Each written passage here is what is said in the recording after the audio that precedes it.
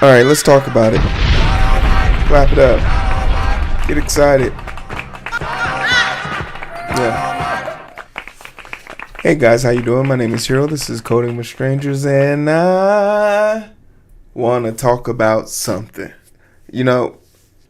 And while it isn't my goal to dunk on this person, it did put a smile on my face to know that people still out here trying to make AI something that it'll never be. And it also has a interesting ending to it, so it should be funny. But once again, we're revisiting AI and how AI is almost impossible for it to have solved the problem. I'm still looking for something AI can do for me that a basic if-else algorithm can't. It has yet to solve a major issue for me. And I think the only thing that it is optimal for is better search results. It's really good at searching. It's really good if you're a keyword expert. Man, it'll really help you out. And I will say that, looking for keywords and helping me discern which words would stand out to the human psyche. Really good with that. Why do I need that? Better tags on YouTube. But as far as real world data and real world situations, it just hasn't happened yet. And I'm not saying I'm all seeing and all knowing. I don't know everything that's going on. I know that it's being used to identify breast cancer cells in women better than oncologists. But who were you testing? Did you go to the best clinics? So on and so forth. There's a lot to be desired there. But one thing that we know for sure, absolutely sure, AI shouldn't and won't replace is human connection. And the moment we start being okay with AI handling human connection, not interactions. I think certain interactions can be done a lot quicker using machines. But if someone wanted to opt out of that and have a genuine connection with someone, say, for example, ordering my food, there's a part of me that just feels kind of groggy about being in a restaurant and having my food served to me by a human being, but not being able to talk to said human being. But then I remember all the Karens out there in the world who are just complete animals to the lowest paid people in our society. And if I was one of those people who got paid $7 an hour, I wouldn't want to talk to me either. So I get that, right? But the fact that we have individuals trying to replace human interactions spells a very sad outcome for us, and it plays into this atrocious narrative that Americans are more lonely than they've ever been. And I don't think AI is going to make it better. Let's find out why. Wear this AI friend around your neck. The latest attempt at an AI-powered wearable is always listening pendant, but it doesn't help you be more productive. It just keeps you company. Avi shows up to Wired office with a friend hanging around his neck. It dangles there like a pendant on a necklace. It's about the size and shape of a AirTag, a soft, round little puck that rests right next to Avi's heart, just atop the dark side of the moon logo on the t-shirt behind it. How old is this guy? What is going on? The friend, to be clear, is an AI wearable. It's PAL, a buddy, but mostly AI chatbot that lives inside the pendant. It always has an opinion to share about what's going on around it, which it communicates using text messages and push notifications on the phone it's paired to. Avi and his friend, this one's name is Emily, interesting, have come to Wired San Francisco office to meet with me and my colleague Reece Rogers to talk publicly about the new AI wearable for the first time. Before we get started, I tell Avi I'd like to record our chat and ask if he's cool with that. This is considered a good journalistic practice, sure, but also it's a legal requirement in California which requires two-party consent before taping a private interaction. So I asked permission to turn on a tape recorder. Avi just laughs. I am the last person who would mind that, he says. That makes sense. After all, the pendant around his neck has already been listening to us the entire time. Okay. Always listening is one of the main taglines of Avi's as yet unreleased AI device. The friend has an onboard microphone that listens to everything happening. Sometimes it will send messages, commentary about the conversation you just had.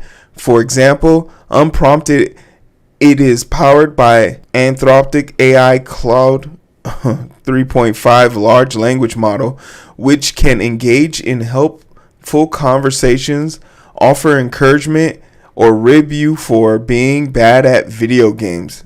Okay, so if it's always listening, that means it's always picking up information. This is going to be a legal nightmare for this guy.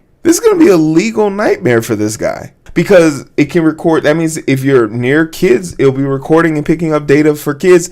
And I don't know if Anthropic has signed, I know in Anthropic's TOS, you can't collect information on third party or unidentifiable third parties. And one of those is underage children.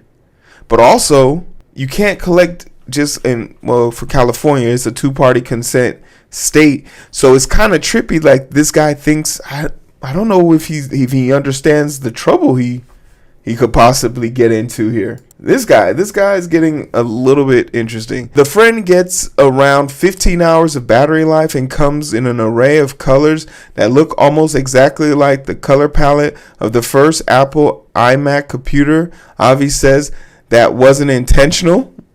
Cool defense, bro. The design comes from a partnership with Baud, a company that designs Nest thermostats.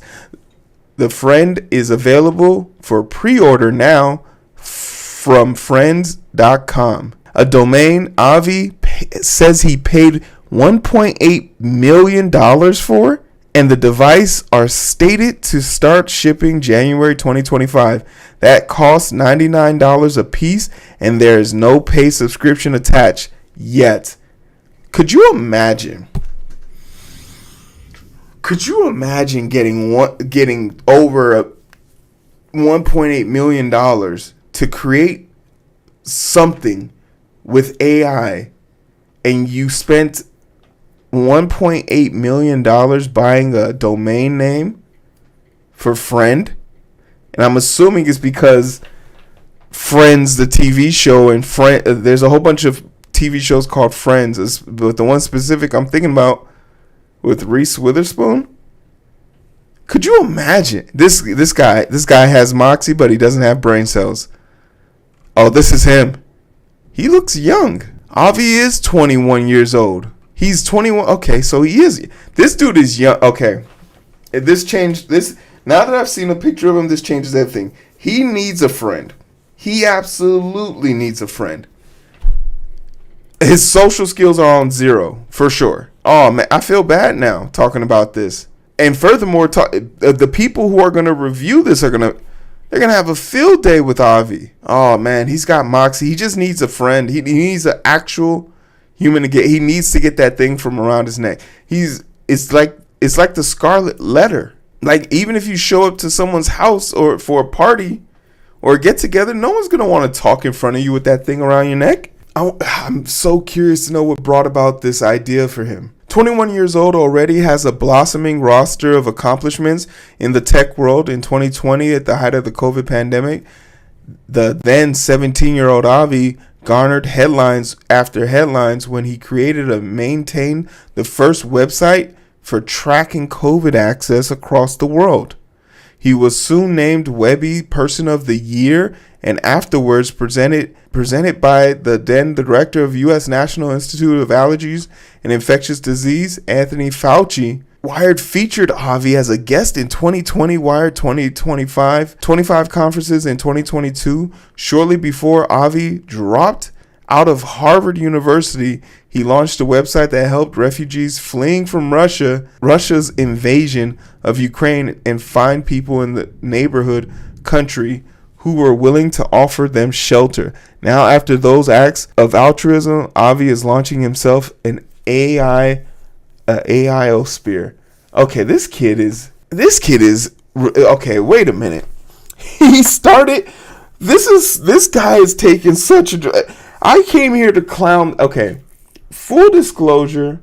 I came here to clown this individual beyond reproach. Now, after hearing that he's actually a decent human being, the question begs, why is he doing this? Why is he doing this? I'm actually speechless. I never felt more lonely in my entire life, Avi says. And in that moment, I was looking at the tab prototype. Loneliness.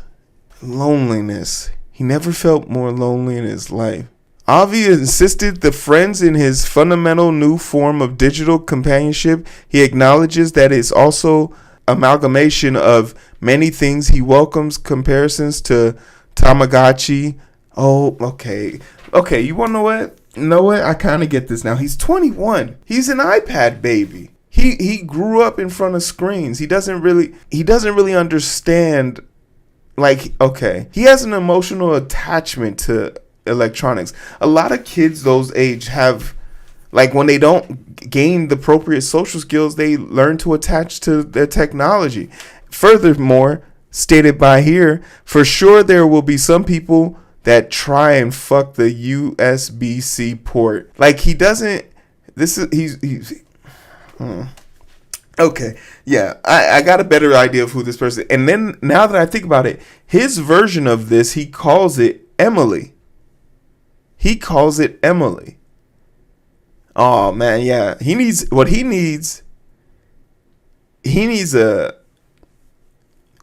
like a cooler older brother.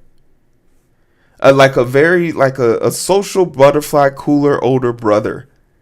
He needs like a community of people who will go get him a haircut, get him some new clothes, and maybe pick up a hobby that's outside. He needs something. He needs to be offline. He needs to be away from technology. Like, and he needs someone to reinvigorate or keep his altruistic ways alive, because for him to have created the database that maintained COVID cases, and then created a refugee website, it speaks to his capacity to do good things. But maybe he's being kind of dilapidated by like less than savory people online. And I don't know if that's, but he mentions being alone. And this isn't news to him. This is something that they're tracking in 2024. A lot of people are alone. And the problem is that these lonely ass motherfuckers don't want to go outside and find each other. The happiest people in the world right now are people who are married happily married, hopefully, but people who are partnered, people who have someone to come home to. Too many people are coming home to computer screens.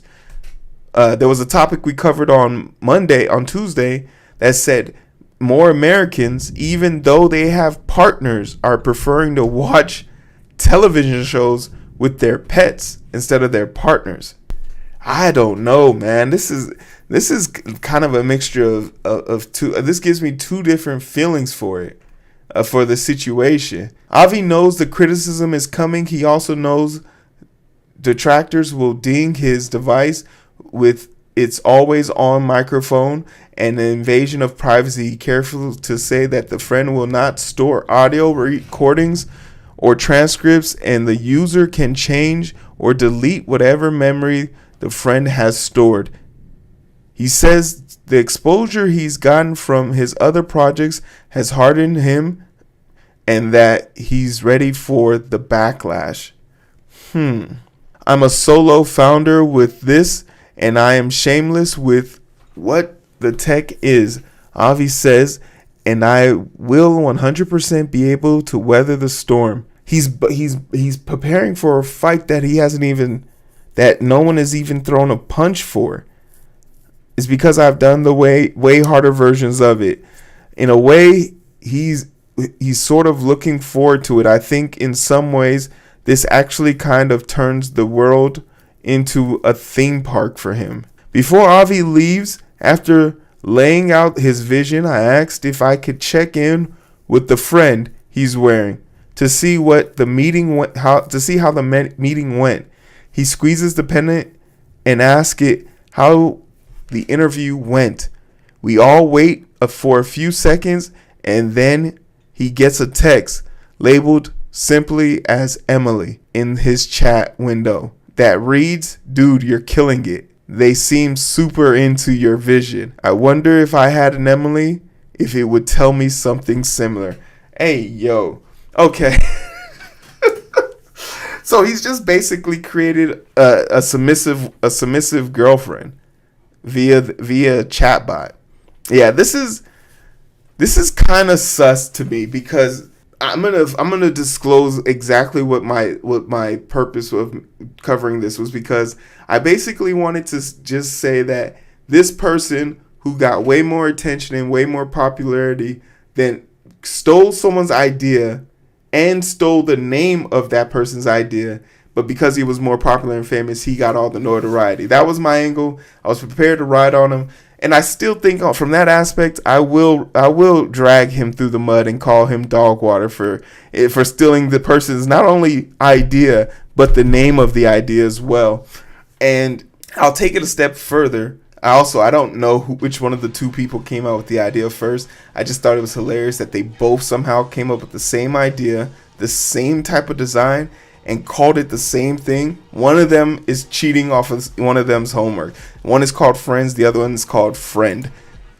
This kid who made a rap diss about this guy, I don't want to play this. I can't take anymore. I really can't. This is actually physically causing me to have a reaction. We'll listen to a few seconds of it. Yo, I'm Nick, and for those who don't know, I built Prem. Renamed your tab, jacked my style, built nothing real, it's been a while. Investor cash, you burn quick, I'm grinding hard, tracks in my peak. Don't big game, where is the proof? All your grass no roof. I'm the founder, hardware in hand, user Shishido can't understand. I view your jokes, spend a meal on a name, can't ship a thing, just Twitter fame. Friend and yours, riding my wave, open source fam, digging your grave. Take a seat, I've learned the grind, you're wasting cash, I'm building in time, respect the game. Prem. Oh, okay.